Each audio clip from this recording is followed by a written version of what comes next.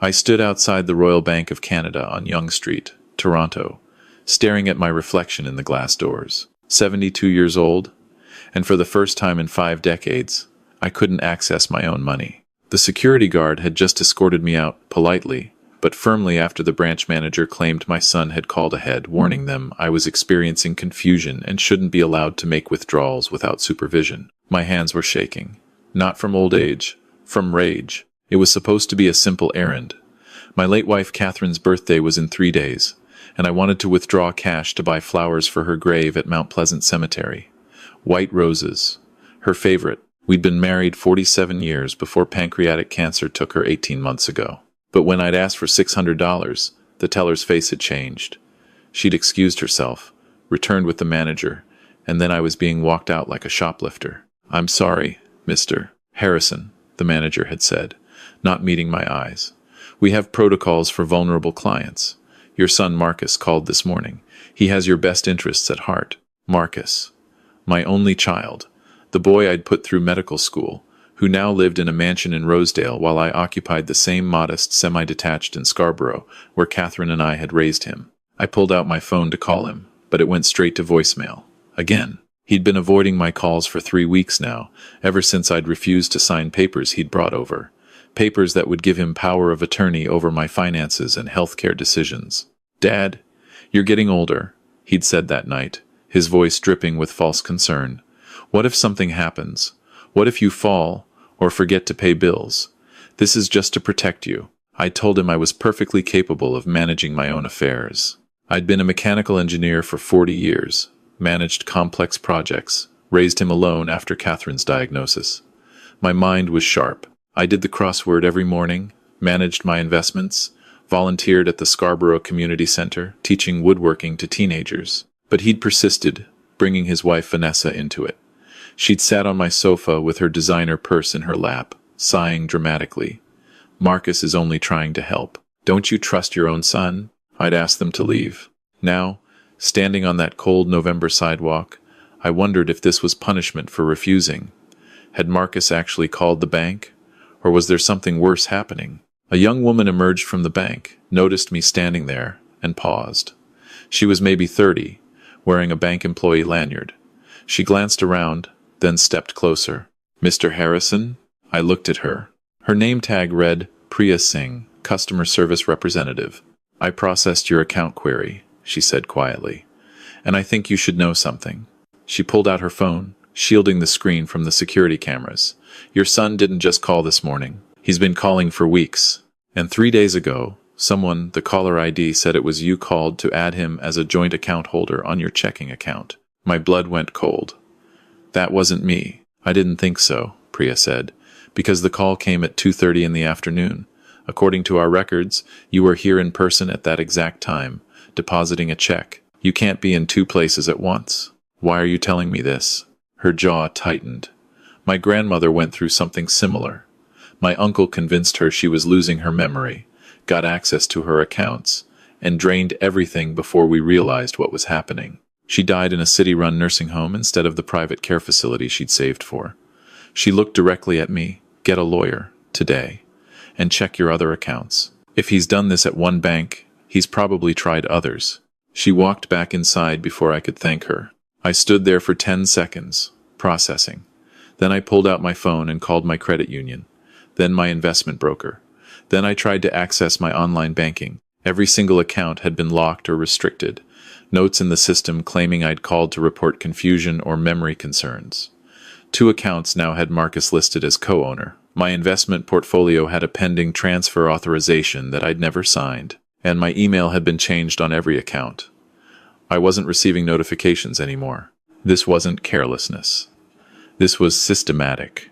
I flagged a taxi and gave the driver an address in downtown Toronto, a law firm Catherine and I had used years ago for our wills. James Chen, our old lawyer, was semi-retired now, but his daughter Sarah had taken over the practice.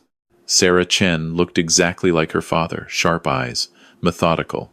She listened to everything without interrupting, taking notes on a yellow legal pad. "Mr. Harrison," she said when I finished, "what you're describing is financial elder abuse. It's more common than people realize, and family members are the perpetrators in over 60% of cases. She opened a file on her computer. I'm going to make some calls. But first, we need to establish your mental competency before Marcus tries to claim otherwise. What do you mean? If he's setting up a narrative that you're experiencing dementia or confusion, he might try to get a medical assessment that supports that claim. We need to get ahead of it. She picked up her phone. I'm calling Dr. Patricia Morrison. She's a geriatric psychiatrist who does competency evaluations. Can you go see her this afternoon? 2 hours later, I was sitting in Dr. Morrison's office at Women's College Hospital, going through cognitive tests, memory recall, problem solving, clock drawing, math problems, current events. She reviewed my results and looked up. Mr. Harrison, your cognitive function is well within normal range for your age. Actually, you scored higher than many 50-year-olds, I assess. There is absolutely no medical evidence of dementia, confusion, or impairment. She signed a document and handed it to me. This is a formal medical opinion stating that you have full mental capacity and decision-making ability. Keep it with you at all times. Armed with that document, I went back to Sarah Chen's office. She'd been busy. Your son has been thorough, she said grimly. He's contacted your bank, credit union, investment broker, and even your family doctor's office. He told them all the same story, that you've been forgetting things, getting confused, wandering. He said you forgot to pay your property taxes last year. That's a lie. I pay them automatically through my bank. I know. I pulled the records. You've never missed a payment. She slid a stack of papers across her desk. But here's what worries me. He filed a petition with the Ontario Superior Court yesterday. He's applying to be appointed your legal guardian on grounds of mental incapacity. I felt like I'd been punched in the stomach. He can do that? He can try. There'll be a hearing. But Marcus is a doctor, which gives him credibility. And if he brings other people to testify that you've been acting strangely... She trailed off. What other people? Sarah's expression was grim. Your neighbors. I called 3 of them as character witnesses, people who've known you for decades. 2 of them told me Marcus had already been by to talk to them. He told them he was worried about you living alone, that you'd been leaving the stove on, forgetting their names. He asked them to keep an eye on you and let him know if they noticed anything concerning. I thought of my neighbors, Margaret and Tom, who I'd known for 35 years. Linda, who Catherine used to have coffee with every Sunday. They knew me. They'd known Catherine. Did they believe him? Margaret didn't. She told me to tell you that she's happy to testify on your behalf. But Tom seemed uncertain. And Linda? Sarah hesitated. Linda said she had noticed you seemed different since Catherine passed. Quieter, more withdrawn. My wife died. Of course I'm different. I know. But grief can be weaponized in these situations. Sarah pulled out another document. We need to move fast. I'm filing an emergency counter-petition to block any changes to your accounts, and we're requesting an expedited hearing. But I need you to do something difficult. What? I need you to compile evidence, emails, text messages, any documentation that shows your son's recent behavior. Bank statements showing you've been managing money appropriately, bills you've paid on time, anything that demonstrates you're capable and competent. I spent the rest of the day going through my files. Catherine had kept meticulous records, and I'd continued the practice. Every bill paid on time, tax returns filed correctly, investment decisions that had actually grown our retirement savings even after her death. But as I dug through my email, I found something that made my blood run cold. 3 weeks ago, right after I'd refused to sign the power of attorney, Marcus had sent an email to my family doctor, Dr. Kowalski, who I'd been seeing for 23 years. Dear Dr. Kowalski, it read, I'm writing as both a physician and a concerned son regarding my father, David Harrison. I've noticed increasing signs of cognitive decline over the past 6 months, memory lapses, confusion about dates, difficulty managing finances. He's becoming defensive when I try to help, which I understand is common in early dementia. He refuses to see a specialist, so I'm reaching out to you. Would it be possible to note these concerns in his file? I'm worried about his safety living alone. I may need medical documentation to support a guardianship application if his condition deteriorates further. Thank you for your attention to this delicate family matter. Dr. Kowalski had responded, Thank you for bringing this to my attention. I'll make note of your concerns. However, I should mention that David was just here 2 weeks ago for his annual physical, and I observed no signs of cognitive impairment during our appointment. His blood work was excellent, and he was sharp as ever. That said, I'll keep an eye out during future visits. Marcus had replied, patients can often show time during appointments, masking symptoms.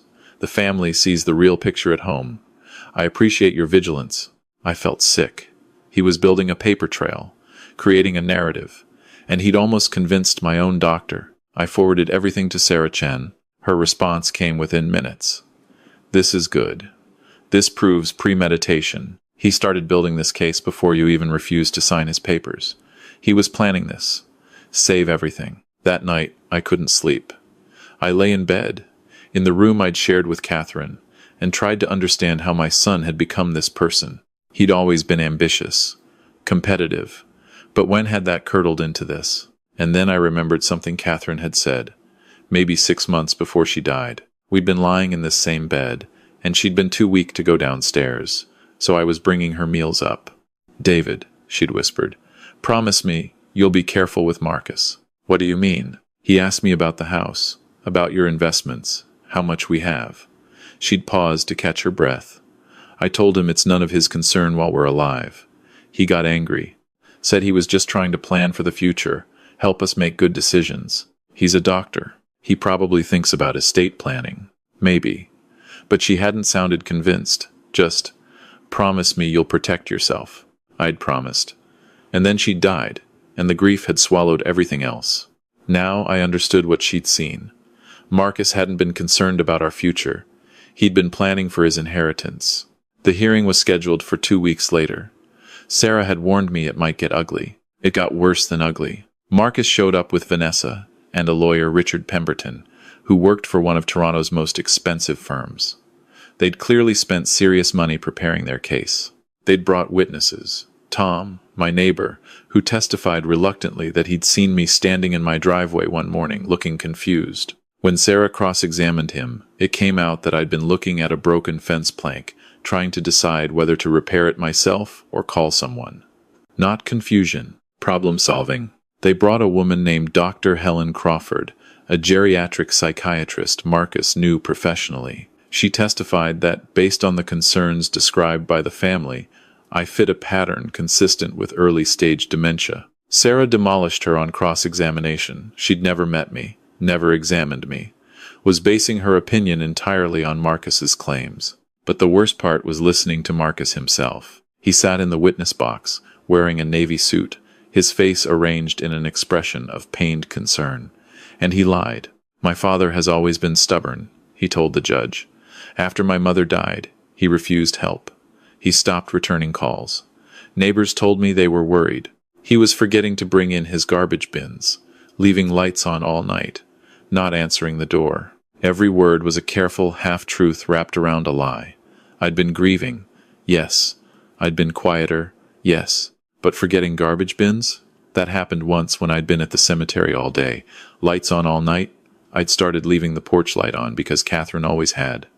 Not answering the door? I'd stopped answering when Marcus came by because every visit turned into pressure to sign papers. I found expired food in his fridge, Marcus continued.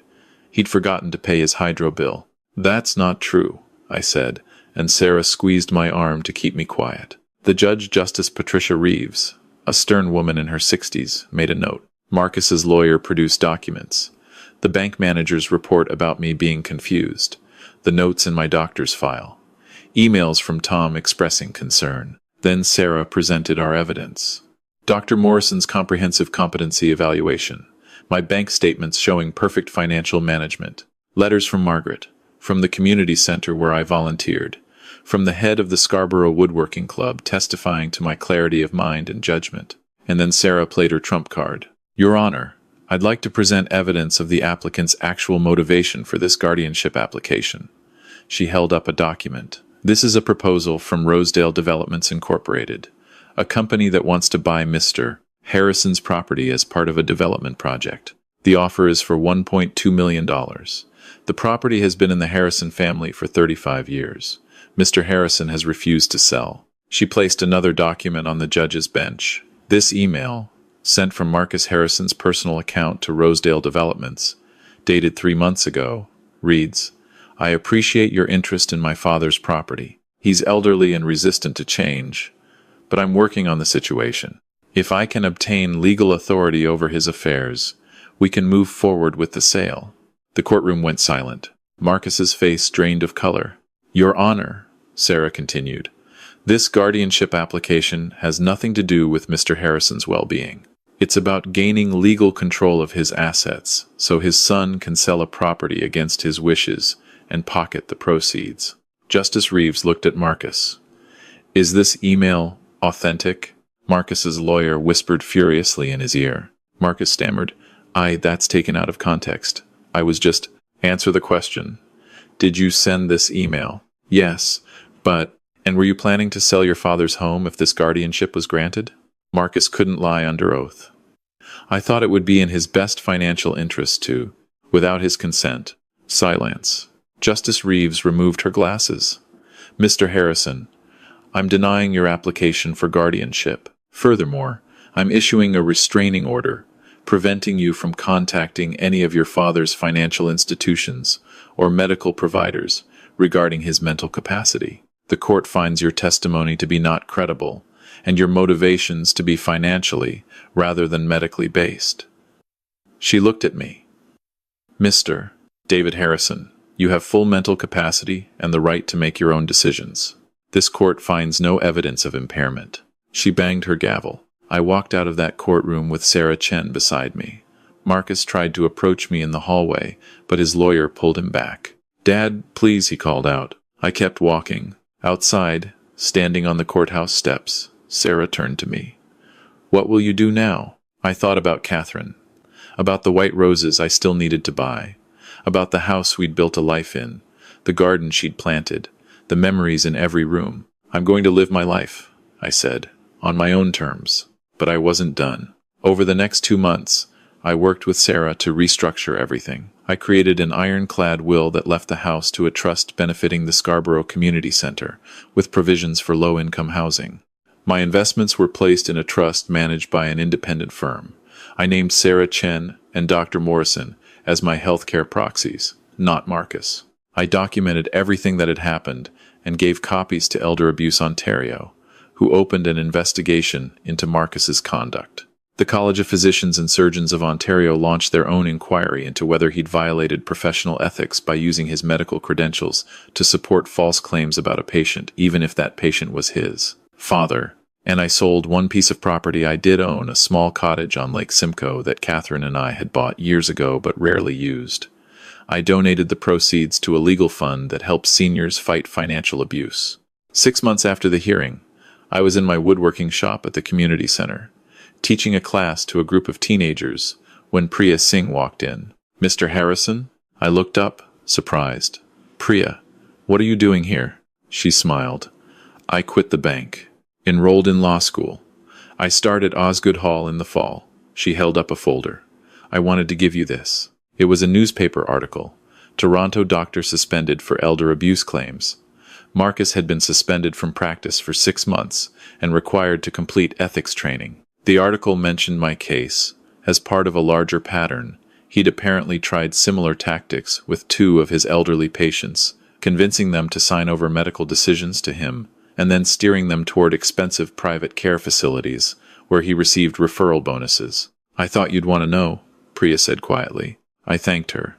After she left, I stood there holding that article. Part of me felt vindicated.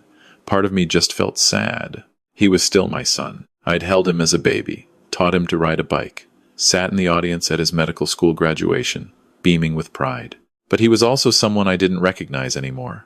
Someone who'd looked at his grieving father and seen opportunity instead of a person to protect. That night, I visited Catherine's grave.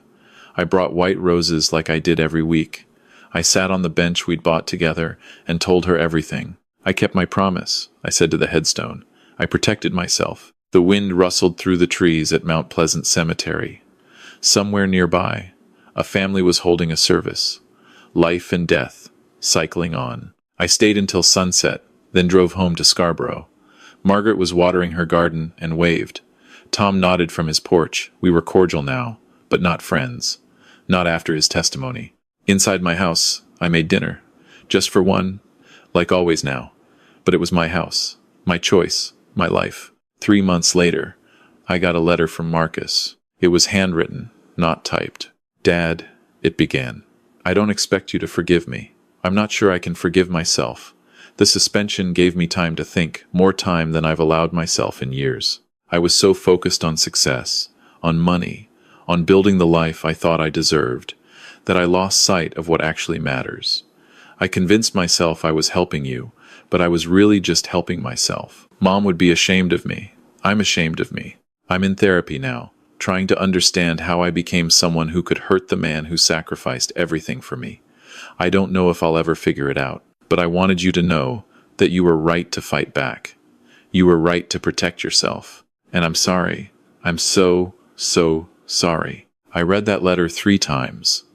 Then I put it in a drawer. I didn't respond. Not yet. Maybe not ever. Because here's what I learned. Sometimes the people we trust most are the ones who can hurt us worst. And trusting them again isn't about forgiveness, it's about evidence. Marcus had shown me who he was. Believing him would require him to show me something different, over time, with actions, not words. Catherine used to say that people don't change unless consequences force them to. Marcus had faced consequences. Whether he'd actually change remained to be seen. In the meantime, I had my life back. My agency. My dignity. I started dating someone, Evelyn, a widow I met through the community center. We took things slow. She'd lost her husband to Alzheimer's and understood what it meant to rebuild a life after loss. I expanded my woodworking classes, started teaching at a senior's residence too. I turned 73, then 74.